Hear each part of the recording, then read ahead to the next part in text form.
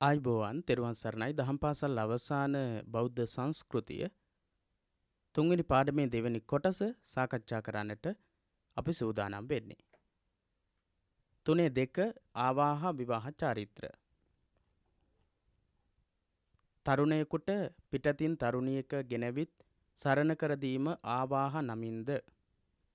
තරුණයෙකුට පිටතින් තරුණියක ගෙනවිත් සරණ කර දීම ආවාහ නමින්ද. තරුණියක පිට තරුණියෙකුට සරණ කර දීම විවාහ නමින්ද හැඳින්වේ. ආවාහ කියලා කියන්නේ තරුණයෙකුට තරුණියක් ගෙනවිත් සරණ කර දීම, තරුණියකට පිට තරුණයෙකු සරණ කර දීම විවාහය කියලා කියනවා.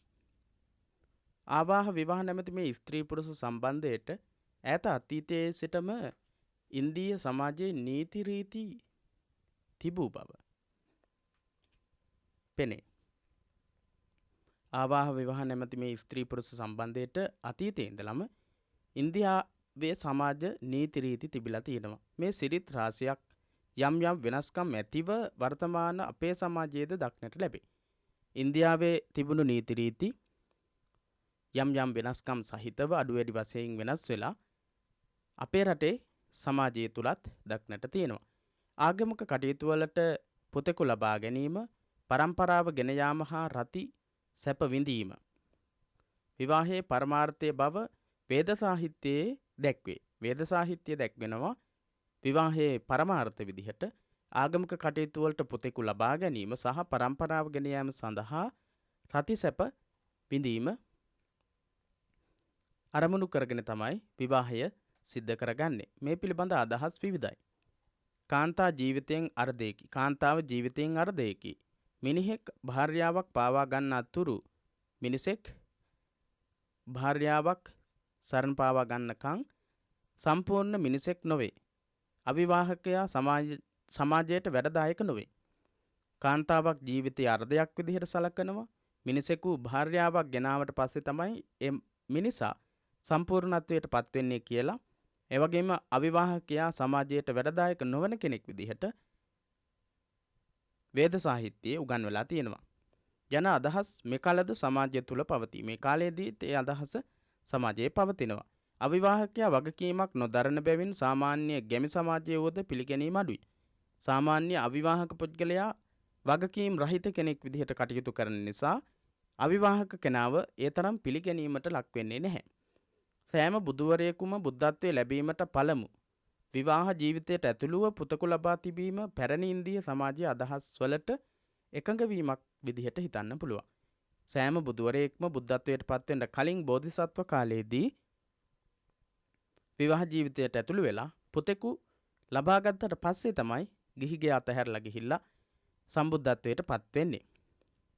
ඒක පැරණි ඉන්දියානු සමාජයේ තිබුණු අදහස් වලට එකඟ වීමක් විදිහට දක්වන්න පුළුවන්. සුදුසුකම් ගුණවත් උගත් තරුණයා ආවාහයක් කර ගැනීමට සුදුසුය යනු සාමාන්‍ය මතයයි. සාමාන්‍ය උගත් ගුණවත් තරුණයෙක්ට තමයි ආවාහයක් කරගන්න පුළුවන්, තරුණියක් ගෙන එන්නට පුළුවන්. එහෙත් කොළය, රූසපුව, ධනය යන මේවා සලකන අතර කොළය, රූසපුව සහ ධනය සැලකුවට ශිල්ප ශාස්ත්‍ර නොදැනීම පිරිමියෙකුට ආවාහයක් කර ගැනීම සඳහා සුදුසුකමක් නොවූ බවද පෙනේ. කුලය උසස් වුණත්, රූසපුව තිබ්බත්, ධනය තිබ්බත් ආවාහයක් කර ගැනීමේදී තරුණයාට බලපෑමක් එල්ල වෙලා තියෙනවා. ඒකට හේතුව ශිල්ප ශාස්ත්‍ර හදාarලා නැත්නම් ඒ තරුණයාට ආවාහයක් කර ගැනීමේදී යම් යම් ගැටලු මතුවෙන්න පුළුවන්. සිදුහත් කුමරු ශිල්ප දක්වන තුරු ඔහුට මනාලියක තෝරා ගැනීම සඳහා සිය දූවරුන් සරසා එවීමට ශාක්‍ය රජදරුවෝ අකමැති වූහ. සිදුහත් කුමාරයා ශිල්ප දක්වන තුරු මනාලියක් විදිහට තමන්ගේ දියණිවරු සිද්ධාර්ථ බෝධිසත්වයන් වහන්සේට සරණ කර දෙන්න ඒ දූවරුන්ගේ දෙමව්පියෝ වෙච්ච ශාක්‍ය රජදරුවෝ කැමති වෙලා නැහැ. ජාතකට්ට කතාවේ එන කතාවක එක් බමුණෙකුගේ දූවරු 4 දෙනෙක් පිරිමි 4 දෙනෙකු පැතූහ. ජාතකට්ට කතාවේ සඳහන් වෙනවා එක්තරා බමුණෙක් දූවරු 4 දෙනෙක් ඉන්න බමුණෙක් ඒ දූවරු 4 දෙනා පිරිමි 4 දෙනෙක් ප්‍රාර්ථනා කළා. ස්වාමිවරු 4 දෙනෙක් ප්‍රාර්ථනා කළා. එකෙක් රූපත්‍ය. එක්කෙනෙක් හරිම ලස්සන කෙනෙක්. එකෙක් වැඩි හිටිය. එක්කෙනෙක් වැඩි මහලුයි. එකෙක් වංශවත්. එකෙක් සිල්වත්. දූවරුන් දිය යුත්තේ කෙබඳු කෙනෙකුට දැයි බමුණා බුදුරදුන්ගෙන් විමසීය. බුදුරජාණන් වහන්සේගෙන් ඇහුවා මෙන්න මේ වගේ 4 දෙනෙක් ඉන්නවා. එක්කෙනෙක් ලස්සනයි, එක්කෙනෙක් වැඩි මහලුයි, එක්කෙනෙක් වංශවත්, එක්කෙනෙක් සිල්වත්. මේ 4 දෙනාගෙන් කාටද දෙන්න ඕන කියලා ඇහුවා. බුදුරදුන් කියා සිටියේ රූපත්කමත් හොඳයි, වැඩිහිටිකමත් හොඳයි, කුලවත්කමත් નિසරු නොවේ. එහෙත් අපට නම් වැදගත් වන්නේ සිල්වත්කමය. බුදුරජාණන් වහන්සේගේ පිළිතුරුනේ මේ බමුණට ලබා දෙන්නේ රූපවත්කම, රූමත්කම හොඳයි, වැඩිහිටිකමත් හොඳයි, කුලවත්කමත් નિසරු නොවේ. එහෙත් අපට නම් වැදගත් වෙන්නේ සිල්වත්කම කියලා. මනාලියකගේ සුදුසුකම් වශයෙන් රූපලාවන්‍ය, නැනවත්කම, හොඳ ගතිගුණ, පිරිසිදු චරිතය හා සෞඛ්‍ය. රූපලාවන්‍ය වලින් අලංකාරවත් වීම, නැනවත්කම තිබීම, හොඳ ගතිගුණ තිබීම, පිරිසිදු චරිතවත් කෙනෙක් වීම සහ සෞඛ්‍ය සම්පන්න කෙනෙක් විය යුතුයි තරුණියක් විදිහට. පෙර සිටම උසස් කොට සැලකූ බව පෙනේ කියන ගුණධර්ම ඉස්සර ඉඳලම උසස් ගුණධර්ම විදිහට උසස් දේවල් විදිහට සලකලා තියෙනවා. හොඳ බෞද්ධයෝ නම් අදත් විවාහාභිමුඛ දෙදෙනාගේ හොඳ ගතිගුණ හා යහපත් චරිතයට මුල් තැනක් දෙති. හොඳ බෞද්ධයෝ අදත් විවාහය ඉදිරියේ ඉන්න දෙන්නගේ ගතිගුණ චරිතවත්කම ගැන හොයලා බලනවා. සම වයස් හෝ ඉතා අඩු වයස් පරතරයක් ඇති ගැහැණු පිරිමි විවාහ ජීවිතයට ඇතුළත් වීම සුදුසුය යනු බෞද්ධ සමාජයේ ඇති අදහසයි. සම වයස් හෝ ඉතා අඩු වයස් පරතරයක් ඇති ගැහැණු පිරිමි විවාහ ජීවිතයට ඇතුළත් වීම. සම වයස් හෝ ඉතා අඩු වයස් පරතරයක් ඇති අය විවාහ ජීවිතයට ඇතුළත් විය යුතුයි කියන අදහස බෞද්ධ ඉගැන්වීම. සිදුහත් කුමරු හා යසෝදරාවන් විවාහ ජීවිතයට ඇතුළු වූයේ දෙදෙනාම 19 වයසේදී. අවුරුදු 16දී තමයි යසෝදරා දේවිය සහ සිද්ධාර්ථ බෝධිසත්වයන් වහන්සේ විවාහයට පත්වෙන්නේ. යෞවනයේ පසු කළ කෙනෙකු ලාබාල කතක් ආවාහ කර ගැනීම පිරිහීමට හේතුවක් වන බව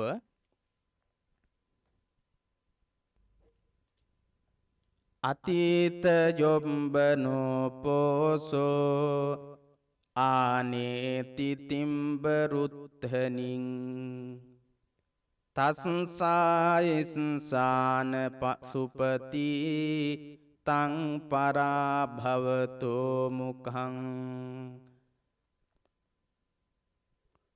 අතීත යොබ්බනෝ පෝසෝ ආනේති තිම්බරුත්තනින් තස්සා ඉස්සාන සුපති තං පරාභවතෝ මුඛං.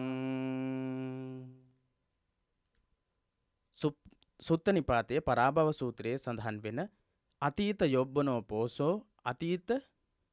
යොබ්බනෝ පෝසෝ යෞවන වයස ඉක්මවා ගිය කෙනෙක් ආනේති තිම්බරුත්තනින් තිඹිරි ගැටවන් පියවුරු ඇති තරුණියක් විවාහ කරගන්නේ නම් තස්සා ඉස්සාන සුපති ඔහු පිරිහීමට පත්වෙන්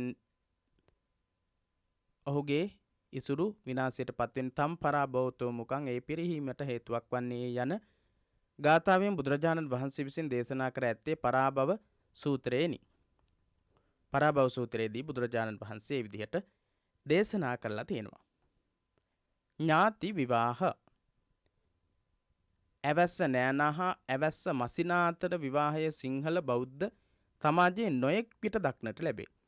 ඇවැස්ස නෑනා සහ ඇවැස්ස මස්සිනා කියන ඥාතීත්වය මත සිද්ධ වෙච්ච බොහෝ බෞද්ධ විවාහ ගැන අපිට අහන්න ලැබෙනවා.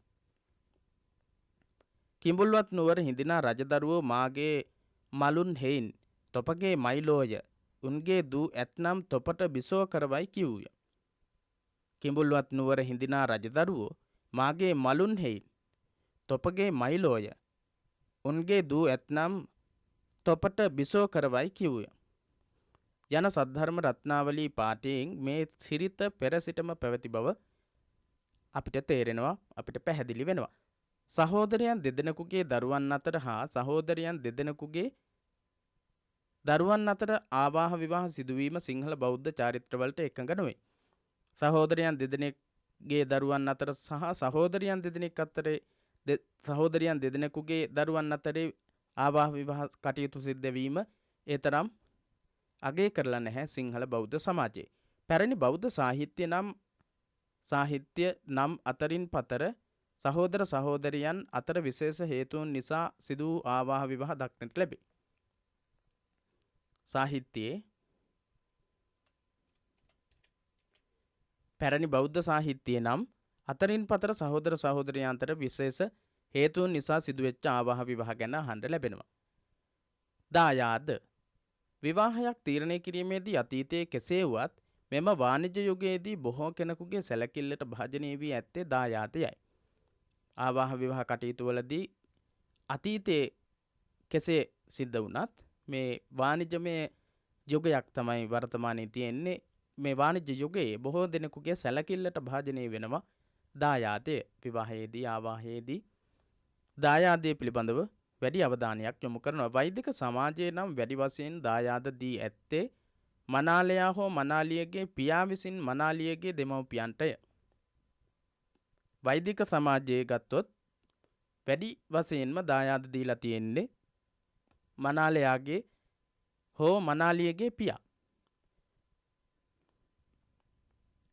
බෞද්ධ සාහිත්‍ය තුළද එබඳු සිරිත් දක්නට ලැබේ. බෞද්ධ සාහිත්‍ය තුලත් ඒ වගේ සිරිත් දකින්නට ලැබෙන අවස්ථා බොහෝමයක් තියෙනවා. කුස රජු පබාවතී ලබාගත්තේ රන් රුවක් ඇගේ දෙමව්පියනට තුටු පඳුරක් වශයෙන් යැවීමෙනි. කුස රජු පබාවතී ලබාගත්තේ රන් රුවක් ඇගේ දෙමව්පියනට තුටු පඳුරක් වශයෙන් යැව්වට පස්සේ මනාලියගේ පියා මනාලයාට දෑවැද්ද දුන් අවස්ථාද ඇත. මනාලියගේ පියා මනාලයාට මනමාලයට දෑවැදි දුන්නු අවස්ථාත් තියෙනවා. කොසල් රජු බිම්බිසාර රජුට දුව දුන්නේ කාසී නමැති ගමක් සමගය. කොසල් රජතුමා බිම්බිසාර රජතුමාට තමන්ගේ දියණිය විවාහ කර දෙන්නේ කාසී නමැති ගමක් එක්ක. ධනංජය සිටානම් විසාකා දියණියව විසාකාව දීක දුන්නේ මසුරන් හා වෙනත් භාණ්ඩ ගැල් 500ක් බැගින් හා ගවයින් 60000ක් සමගයයි කියා තිබේ. ධනංජය සිටුවරයා විසාකා දියණියව දීග දීලා තින්නේ මසුරන් හා වෙනත් භාණ්ඩ ගැල් 500ක් සමග 60000ක් ගවයින් එක්ක. එහෙත් මෙබඳු දෑවැදි දීම සාමාන්‍ය ජනයා අතර තිබුණේ දැයි කියනු හැකිය. සාමාන්‍ය ජනතාව අතර ඒ වගේ දෑවැදි දීමක් තිබ්බද කියන එක පිළිබඳව ගැටලුවක් තියෙනවා. දෑවැද්ද මෙකලත් බොහෝ විට දක්නට ලැබෙන්නේ පොහොසත් හා උගත් යයි කියන සමාජයේ. දෑවැදි දීම මේ කාලේදීත් ගොඩක් වෙලාවට දකින්න තියෙන්නේ පොහොසත් සහ උගත් සමාජවල. ගුණදහම් අගයන බෞද්ධ සමාජයට දෑවැද්ද එතරම් ගැළපෙන දෙයක්සේ නොපෙනේ. ගුණදහම් තමයි අගය කරන්නේ බෞද්ධ සමාජයේ. ඒ නිසා දෑවැද්දේ තරම් කාරණයක් නෙවෙයි. දෙමව්පියන් සතු ඉඩම් කඩම් හා ධනෙ බෙදා දීම නම් බෞද්ධ සිරිතකි. දෙමව්පියන් සතුව තියෙන ඉඩකඩම් බෙදා දීම සාමාන්‍ය බෞද්ධයන්ගේ සිරිතක්. ඒ දෑවැදි විදිහට නෙවෙයි. එහෙත් ඒ දෙන්නේ විවාහ ගනුදෙනුවක් වශයෙන් නොවේ. විවාහයෙන් පසු දෙමව්පියන්ගෙන් ලැබෙන තෑගි වශයෙන් විවාහයෙන් පස්සේ දෙමව්පියන්ගෙන් ලැබෙන තෑග්ගක් විදිහට ඉඩකඩම් ඒ විදිහේ පරිත්‍යාග ලැබෙනවා. කෙසේ නමුත් මෙකල දෑවැද්ද දෙන්නේ මනාලියගේ දෙමව්පියන් විසින් මනාලයාටය. මේ කාලේදී දෑවැදි දෙන්නේ මනමාලියගේ දෙමව්පියෝ මනමාලයට. දෑවැද්ද දෙන්නේ නම් මංගල දිනේදීම ජෝතිපතීන් පෝරුවෙන් බැස්ස අවස්ථාවේදීම දීම මෙකල ලංකාවේ සමහර පෙදෙස්වල සිරිතය. දෑවැද්ද දෙනවා නම් දෙන්නේ මංගල දවසේ. මංගල දිනේ පවතින අවස්ථාවේදී ජෝතිපතීන් පෝරුවෙන් බැස්ස අවස්ථාවේදීම තමයි මේ කාලේ ගොඩක් ප්‍රදේශවල දෑවැදි දෙන්නේ. තීරණ ගැනීම සිංහල බෞද්ධයන් අතරද විවාහ පිළිබඳ තීරණ ගන්නේ වැඩි වශයෙන් දෙමව්පියන් විසිනි. සිංහල බෞද්ධයන් අතර විවාහය පිළිබඳව වැඩිපුර තීරණ ගන්නේ. කවුද ආවාහ විවාහ කර දෙන්නේ කියන එක පිළිබඳව තීරණ ගන්නේ දෙමව්පියෝ. හින්දුන් අතර මෙන් මනාලියගෙන් නොවිමසා මේ සිදු නොකෙරේ. හින්දුන් අතර නම් මනමාලියකින් අහන්නේ නැතිව ආවාහ විවාහ කටයුතු වල දෙමව්පියන්ගේ කැමැත්ත අනුව සිද්ධ වෙනවා. මනාල මනාලියන්ගේ අදහස් විමසීම අද මෙරට පවත්නා සුලභ සිරිතකි. මනමාලයාගේ සහ මනමාලියගේ කැමැත්ත තියෙන්නට ඕනේ. එහෙම කැමැත්ත නැතිව ආවාහ විවාහ කර දීමේ සිරිත ශ්‍රී ලංකාවේ දකින්න නැහැ. පුතකුගේ හෝ දියණියකගේ විවාහ මගුල ඔහු හෝ ඇය රුචි කරන පරිද්දෙන් සුදුසු ලෙස කර දීම Tamanගේ බලවත් යුතුයකමක් විදිහට බෞද්ධ දෙමව්පියෝ කල්පනා කරනවා. පුතාගේ සහ පුතකුගේ සහ දියණියකගේ විවාහ මංගල උත්සවය එදෙන්නට රුචි විදිහට කැමති විදිහට සිදු කර දීම දෙමව්පියන්ගේ යුතුයකමක් විදිහට සලකනවා.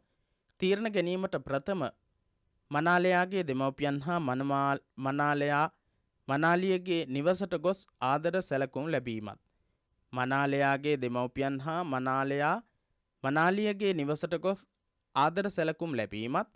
ඒ වගේම මනාලියගේ දෙමව්පියන් හා වැඩිහිටියන් මනාලයාගේ ගෙදරට ගොස් ආදර සැලකුම් ලැබීමත්. මේ කල සිරිතයි. ඉස්සෙල්ලාම මනමාලයා මනමාලියගේ ගෙදර ගිහිල්ලා ආදර සැලකුම් ලබාගෙන එනවා. ඊට පස්සේ මනාලියගේ දෙමව්පියන් හා වැඩිහිටියන් මනමාලයාගේ ගෙදර ඇවිල්ලා ආදර සැලකුම් ලබනවා. එසේම මනාලයාගේ හා මනමාලියගේ කේන්ද්‍ර කොපි හඳහන් පරීක්ෂා කර බලා ඒවාත් ගැලපේ නම් දෙපක්ෂයේ වැඩිහිටියෝ එකතුව සුබ නැකැත් වේලාවක් බලවා මංගල දිනේ තීරණය කරනවා. ඉක්බිති විවාහාපේක්ෂක දෙදෙනාගේ නම් විවාහ ලේකම්වරයාගේ කාර්යාලයේ ලියාපදිංචි කරනු ලැබේ. ඊට පස්සේ තමයි විවාහ අපේක්ෂකව ඉන්න දෙන්නගේ නම් විවාහ ලේකම්වරයාගේ කාර්යාලයේදී ලියාපදිංචි කරන්නේ. මෙම ලියාපදිංචියෙන් දින 14කට පසු හා තෙමසකට පෙර විවාහය ඉටු කිරීම නීත්‍යානුකූල අවශ්‍යතාවයකි. සාමාන්‍ය විවාහ ලේකම්වරයාගේ කාර්යාලයේ ලියාපදිංචි කරලා ලියාපදිංචි වුණාට පස්සේ දින 14කට පස්සේ මාස 3කට ඉස්සෙල්ලා අනිවාර්යයෙන්ම විවාහය සිද්ධ වෙන්නට ඕන. මංගල චාරිත්‍ර දැනට අපේ රටේ ක්‍රියාත්මක වන මංගල චාරිත්‍ර පැරණි ඉන්දීය හින්දු චාරිත්‍ර වලින් ශේෂ වූ ඒවා වේ. පැරණි ඉන්දියාවේ හින්දු චාරිත්‍ර වලින් ඉතිරි වෙච්ච චාරිත්‍ර සමුදායක් තමයි විවාහ මංගල උත්සවය හා සම්බන්ධව තියෙන්නේ. පුරාණයේදී හින්දුන්ගේ විවාහ මංගල කටයුතු වලට හින්දු පූජකයෝද සහභාගී වූහ. හින්දු පූජකයෝ සහභාගී වුණා හින්දු විවාහ මංගල උත්සවවලදී. බෞද්ධ විවාහ මඟුල් වලට භික්ෂූන් වහන්සේ සහභාගී වූ බවක් පේන්න නැහැ. එබැවින් විවාහ චාරිත්‍රවලදී සිංහලයන් භාවිත කොට ඇත්තේත් ඔවුන්ගේ ආදී මුතුන් මිත්තන් භාවිත කළ ඉන්දියානු සිරිත් විරිත්ද මිශ්‍ර වී ඇති බව පෙනේ. විවාහ චාරිත්‍රවලදී සිංහලයෝ භාවිත කරලා තියෙන්නේ අතීත මුතුන් මිත්තන් භාවිත කරපු ඉන්දියානු සිරිත් විරිත් සමග මිශ්‍ර වෙච්ච ක්‍රමවේදයක් තමයි අනුගමනය කරලා තියෙන්නේ. එබැවින් දැනට බෞද්ධයින් අතර භාවිත වන මංගල සිරිත් විරිත්වල බෞද්ධ ලක්ෂණය සොයා ගැනීම දුෂ්කර වෙලා තියෙනවා. එහෙත් සිංහල බෞද්ධයන් විවාහ මඟුල් උත්සව දිනයට ආසන්න පළමු දිනයකදී විවාහ මංගල උත්සවයේ පැවැත්වෙන්න ඉස්සෙල්ලා දවසකදී මහා සංඝයා වහන්සේ නිවසට වැඩම වාගෙන මංගල දානයක් දීමට පිළියෙල කර ගැනීම අප රට බොහෝ ප්‍රදේශවල දක්නට ලැබෙන්නේ. අපේ රටේ බොහෝ ප්‍රදේශවල දකින්න ලැබෙනවා. විවාහය සිද්ධ වෙන දිනට මුල් දිනයකදී ආවාහය නිමිති කරගෙන මංගල දානයක් ලබා දීම. මෙහිදී දානයේ අවසානයේදී නව දිවියට පා තබන යුවළ වෙනුවෙන් භික්ෂුන් වහන්සේලා සෙත් පිරිත් දේශනයක් පවත්වලා ආශිර්වාද ප්‍රාර්ථනා කරනවා. පහත විස්තර වන්නේ මංගල දිනයේදී කෙරෙන චාරිත්‍රයන් සංක්ෂිප්ත විදිහට. මනාලයා පැමිණේ. මනාල මහතා සහ ඔහුගේ නෑ පිරිස සුබ මොහොතින් නිවසින් පිටව මනාලියගේ නිවස වෙත පැමිණෙති. මනාලයා සහ ඔහුගේ නෑදෑ පිරිස සුබ මොහොතකින් නිවසින් පිටත් වෙලා මනමාලියගේ නිවසට පැමිණෙනවා.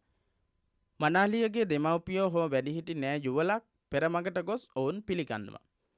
ඉක්බිති එළන ලද පාවාඩ පිටින් මනාලයා හා දෙවැනි මනාලයා වශයෙන් පැමිණෙන ඔහුගේ යහළුවාත් ඒ පසුපසින් නෑදෑයොත් නිවසෙහි දොරටුව ළඟට පැමිණෙනවා.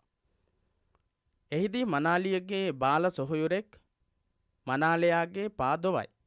ඒ වෙලෙහි පා දොවන්නාට තෑගි වශයෙන් ගල් බැඳි මුද්දක් මනාලයා වතුර බේසමට දමයි. මැණික් ගල් ඔබ්බවපු මුද්දක් මනමාලයා වතුරට දමනවා. පාවඩ එළූ රජකයාටද මනාලයා හෝ ඔහුගේ පක්ෂය වෙනුවෙන් මුදලක් තෑගි දීම සිරිතකි. මනමාලයට පාවඩ එළපු රජකයාට ඒ පාවඩ එළන කෙනාට මුදලක් තෑගි දීමත් එක සිරිතක්. සමහර පළාත්වල මේ බුලත් හුරුල්ලේ ඇති බුලත් කොළ ගණන මනාලයාගේ පක්ෂයෙන් එදින මංගල උත්සවයට පැමිණෙන නෑදෑයන්ගේ ගණනට සමාන වෙයි. බුලත් හුරුල්ලක් දෙනවා. ඒ අරගෙන එන්න බුලත් හුරුල්ලේ තියෙනවා සමහර ප්‍රදේශවල එදාට මංගල දිනයට මනමාලයාගේ පැත්තෙන් සහභාගී වෙන පිරිස කොච්චරක්ද කියලා අඳුන ගන්න පුළුවන්. ඒ පැමිණෙන ගානට ගැලපෙන විදිහට තමයි බුලත් හුරුල්ලේ බුලත් කොළ ගාන තියෙන්නේ. පෝරුවේ චාරිත්‍ර. පෝරුවේ චාරිත්‍ර මංගල දිනයේ කෙරෙන වැදගත්ම චාරිත්‍ර. මගුල් පෝරුව සාමාන්‍යයෙන් අඩි 4ක් 3ක් පමණ වූ අඟල් 7-8ක් උස මිටි වේදිකාවක්. උස පළල 4.3ක අඟල් 7-8ක් උස මිටි වේදිකාවක්.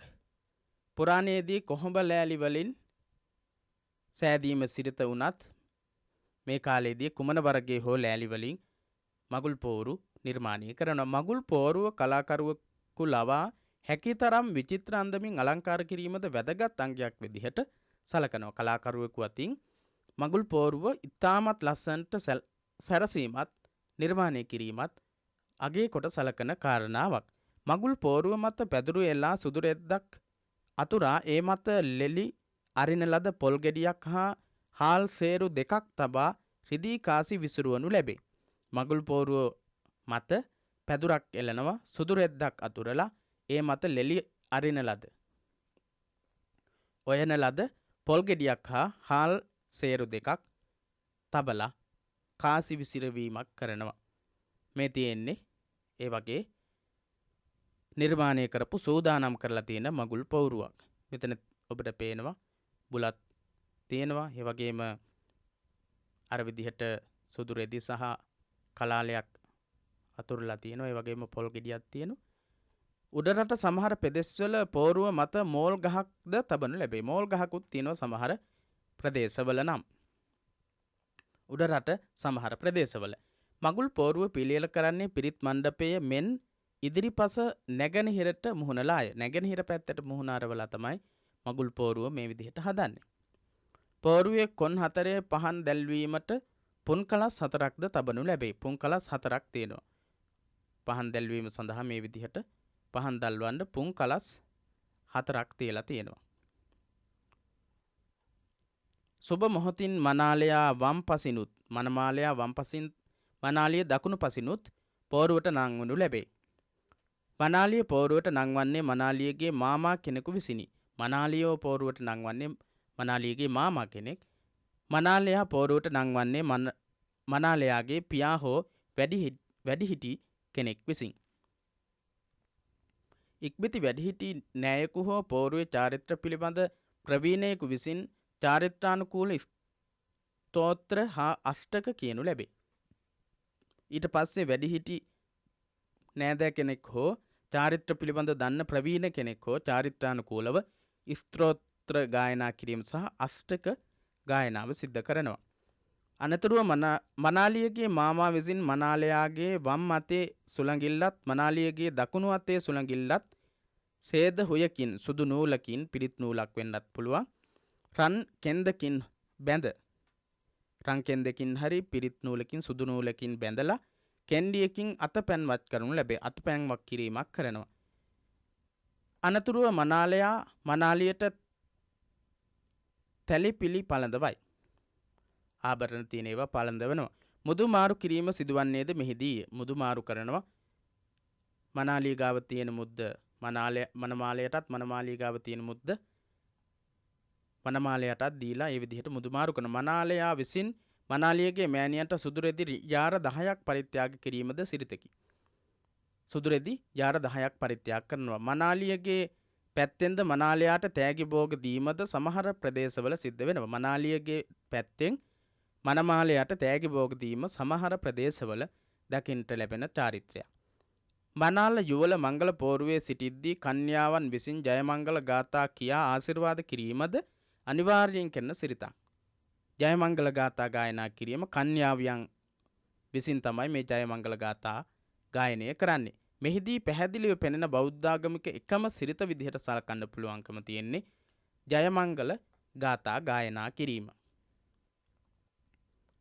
අනතුරුව නව යුවල දෙමව්පියන් ඇතුළු වැඩිහිටි ඥාතීන්ට බුලත් හුරුළු දීමෙන් පසුව පෝරුවෙන් බැසීමට නියමිත සුබ මොහොතේදී අතිනත්ගෙන පෝරුවෙන් බසිති. මෙවිටම චාරිත්‍රයක් වශයෙන් පොල් ගෙඩියක් දෙපළු කිරීමද සිරිතක් වශයෙන් සිදු කෙරේ. පොල් ගෙඩිය සමව දෙකට බිඳී පොල් බෑ උඩුකුරුව සිටියේ නම් පොල් ගෙඩිය සමව දෙකට බිඳී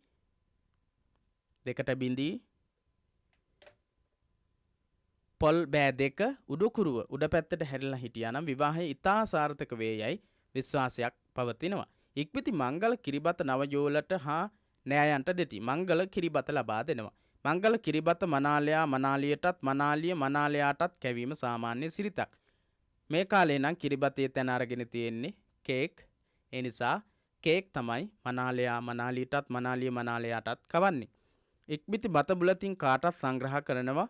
මනාලිය මනාලයා විසින් දෙන ලද සාරියෙන් සැරසෙනවා.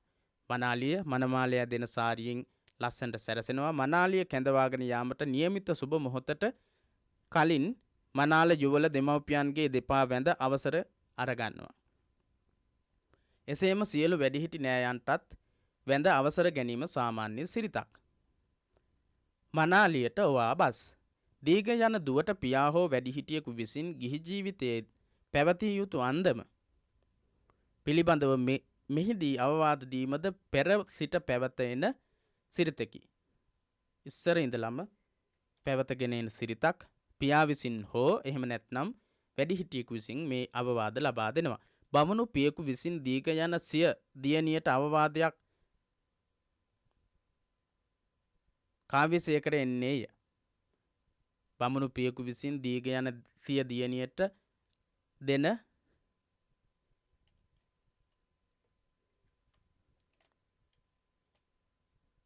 දෙන අවවාදයක් කාව්‍යසේකරයේ මෙන්න මේ විදිහට සඳහන් වෙනවා. එක කවියක් තමයි මේ කවිය. නොකියා සිය හිමිට නැතිවද උතුරු සලුපට ගමන්නික් මංකොට නොයන් නුඹ වසනගෙන් පිටතට.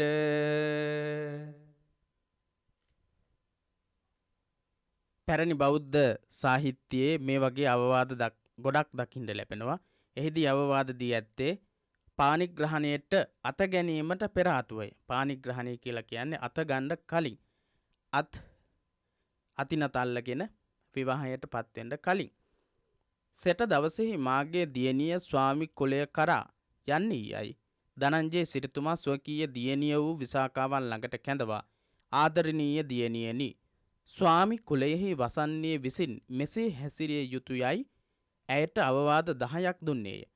මේ අවවාද එබඳු අවස්ථාවක කවර දියණියකටත් ගැලපෙන පොදු උපදේශයෝය.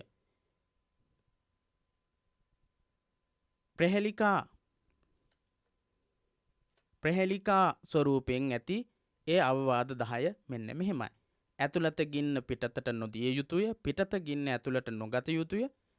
දෙන්න හටම දිය යුතුය. නොදෙන්නහුට නොදිය යුතුය. දෙන්නහුටද නොදෙන්නහුටද දිය යුතුය. සුවසේ හිඳගත යුතුය. සුවසේ අනුභව කළ යුතුය. සුවසේ නිදාගත යුතුය. ගින්න පිදිය යුතුය. ගෘහ දේවතාවා වැඳිය යුතුය. නැවත වතාවක් බලමු. ඇතුළත ගින්න පිටතට නොදිය යුතුය. පිටත ගින්න ඇතුළට නොගත යුතුය. දෙන්නහටම දිය යුතුය. නොදෙන්නහුට නොදිය යුතුය. දෙන්නහුටද නොදෙන්නහුටද දිය යුතුය. සුවසේ හිඳගත යුතුය. සුවසේ අනුභව කළ යුතුය. සුවසේ නිදාගත යුතුය. ගින්න පිදිය යුතුය. ගෘහ දේවතාවා වැඳිය යුතුය. අනේපිඬු සිටුතුමා චූල සුභද්‍රාවන්ට දුන්නේත් මේ අවවාද 10මයි. අනේපිඬු සිටුතුමාගේ දියණී චූල සුභද්‍රාවට අනේපිඬු සිටුතුමා දීලා තියෙන අවවාද 10ත් මේ අවවාද 10මයි. උග්ග නම් තැනැත්තෙකු විසින් දීග යන තම දරුවන්ට දූවරුන්ට බුදුරදුන් ලබාද අවවාද කර වූ අවස්ථාවක් අංගුත්තර නිකායේ එන්නේ. උග්ග කියන තැනැත්තා දීග යන්න තමන්ගේ දියණිවරුන්ට බුදුරජාණන් වහන්සේ ලබා අවවාද කරවලා තියෙනවා. එම අවවාදයට ඇතුළත් වූයේ සැමට පළමු උදෙන්ම නැගිටිය යුතුය. පුබ්බුට්ටායිනි. හැමට කලින් හැම දිනාට කලින් උදේම නැගිටින්න ඕනේ. සියල්ල සොයා බලා සැමට පසුව නින්දට යා යුතුය. හැම දෙයක්ම හොයලා බලලා පස්සේ නිදා ගන්න යන්න ඕන. පච්චානිපාතිනි කරන කියන හැම එකක්ම හිමියාගේ අනුමැතියෙන්ම සිදු කළ යුතුය. කිංකාර පටිස්සාවිනි හිමියාගේ සිත් ගන්නා ලෙස හැසිරිය යුතුය. මනාපචාරිනී ප්‍රියමනාප තෙපුල් බිනිය යුතුය. ප්‍රියවාදිනි කියලා සඳහන් වෙනවා. උග්ග කියන පුද්ගලයාගේ දියණිවරුන්ට බුදුරජාණන් වහන්සේ ලබා දුන්නු සඳහන අංගුත්තර නිකායේ සඳහන් වෙලා තියෙන්නේ. පුබ්බුට්ටායිනි හැම දිනකට කලින් නැගිටින්නට ඕන. සියල්ල හොයා බලා පස්සේ නින්දට යන්න ඕන. පච්චා නිපාතිනි කරන කියන හැම දෙයක්ම හිමියාගේ අනුමැතිය අනුව කරන්නට ඕන. කිංකාර පටිස්සාවිනි හිමියාගේ සිත් ගන්නා ලෙස හැසිරෙන්නට ඕන. මනාපචාරිනි ප්‍රියමනාප තෙපුල් කතා කරන්නට ඕන. ප්‍රියවාදිනි වර්තමානයේදී දීග යන දියණියට බොහෝ විට අවවාද දෙන්නේ පියා නොව පවුලේ බහුශ්‍රෘත වැඩිහිටි නෑදෑ කෙනෙක්. අවසානයේදී මනාලයාගේ පිරිස තමනට ලැබුණු සංග්‍රහ ආදියට මනාලියගේ දෙමව්පියන් ඇතුළු නෑදෑ පිරිසට ස්තුති කොට පිටවීමට නියමිත සුබ මොහොතින් නවයෝල කැඳවාගෙන ගම්බලා වැඩම කරනවා. අවසානයේදී මනමාලියගේ පිරිස තමන්ට ලැබුණු සංග්‍රහ ආදියට මනාලයාගේ පිරිස තමන්ට ලැබුණු සංග්‍රහ ආදියට මනාලියගේ දෙමව්පියන් ඇතුළු නෑදෑ පිරිසට ස්තුති කරලා පිට වෙලා යනවා නියමිත සුබ මොහොත ආවට පස්සේ. ඉතින් ඒවා තමයි විවාහ මංගල චාරිත්‍ර විදිහට විවාහය හා සම්බන්ධ සිරිත් විරිත්. දීර්ඝව සාකච්ඡා කරන්නට හැකියාවක් නැහැ. පාඩම දීර්ඝ වෙන නිසා අපි පාඩමේ තියෙන තොරතුරුම සාමාන්‍ය විදිහට සාකච්ඡා කරගෙන ගියේ. ඉතින් මේ වීඩියෝ පාඩම් නැවත නැවත බලනකොට අවශ්‍ය කරන විෂය කරුණු ඔබට මතකයේ රඳවා ගන්නට පුළුවන්කම තියෙනවා. එසේනම් නැවත නැවතත් මේ වීඩියෝ පාඩම් නරඹමින් දහම් පාසල් අවසාන විභාගයේ ඉතාමත් හොඳින් සමත් වෙන්නට ඔබට දහම් පාසල් අවසානයේ බෞද්ධ සංස්කෘතිය පොතට අදාළ ප්‍රශ්න පත්‍රයට අදාළ විෂය කරුණු ඒකරාශී කරගන්නට කියලා මතක් කරන ගමන් ඊළඟ කොටසින් 3 වෙනි කොටසෙන් හමු වීමේ බලාපොරොත්තු වීමේ පාඩමින් සමුගන්නවා. ඔබට තෙරුවන් සරණයි.